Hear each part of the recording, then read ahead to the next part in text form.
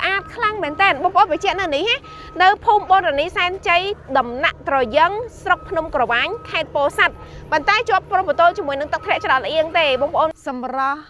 ដែលមានភ្នំមានផ្ទះស្អាតអញ្ចឹងណាមានលបងមកជុំមានតំណាំមានអីអញ្ចឹងពីណាគេមិនប្រាថ្នាចង់រស់នៅណោះ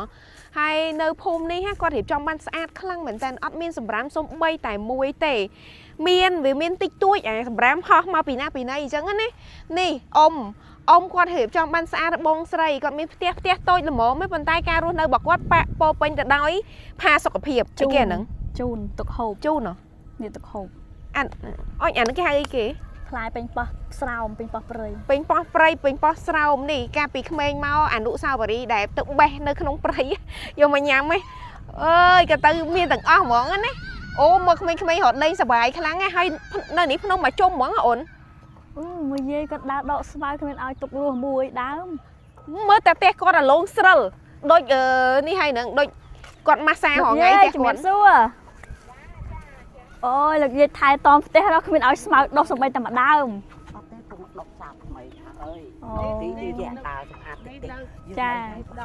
យើងចាស់មានដកខ្លះវាដកមុខទៅខ្លះដកក្រៅលោកយាយថាយើងនៅញ៉ាំបាយទៅអីយើងដើរសម្អាតផ្ទះខ្លួនឯងចាហ្នឹងហើយកុំឲ្យខាតទេស្អាតផ្ទះយើងសោះហ្នឹងណាស្អាតផ្ទះយើងយកលោកតែមើលនាងមើលស្អាតមែនតើលោកយាយលោកយាយមករស់នៅនេះអូមិនសាវះលោកយាយរស់នៅនេះមិនយូរនៅមកដែរខ្ញុំមកពីខែ1ឆ្នាំ2026នេះទេអូទៅតែមកទេណោះចឹងអរគុណច្រើនអរគុណលោកយាយនេះខ្ញុំមកថតនៅនេះគឺដើម្បីគោលបំណងចែករំលែកវីដេអូទៅដល់បងប្អូនទាំងអស់គ្នាជួនកាលអ្នកខ្លះក៏អត់ស្គាល់នៅភូមិនេះទេព្រោះនៅភូមិនេះគឺផាសុខភាពការរៀបចំគឺស្អាតខ្លាំងមែនទែនហេដ្ឋារចនាសម្ព័ន្ធផ្លូវគឺមានបកគោភ្លើងអញ្ចឹងអ្នកដែលគាត់មករស់នៅទីនេះគឺគាត់រស់នៅដោយប្រកបដោយសម្រស់ស្រស់ស្អាតផាសុខភាពធ្វើឲ្យគាត់មានសុខភាពល្អទៀតហើយណាមួយមកលេងខេត្តពោធិ៍សាត់នៅតំបន់ទឹកធ្លាក់នេះទឹកធ្លាក់4កន្លែងដែរបងប្អូនកុំរំលងឲ្យសោះទី1ទឹកធ្លាក់ច្រកលៀងទី2ទឹកធ្លាក់ដំណាក់ត្រយឹងទី3ទឹកធ្លាក់ឆាយសន្តទី4ទឹកធ្លាក់សេនាធិការនិងទៅជួរផ្លូវនឹងទៀតគឺគេមានភ្នំតាក្រហមកបងប្អូនសិតតែតំបន់ទេសចរទឹកធ្លាក់ស្អាតទាំងអស់ហើយជុំវិញនេះគឺសិតតែភ្នំស្អាតខ្លាំងមែនតើបងប្អូនបញ្ជាក់នៅនេះ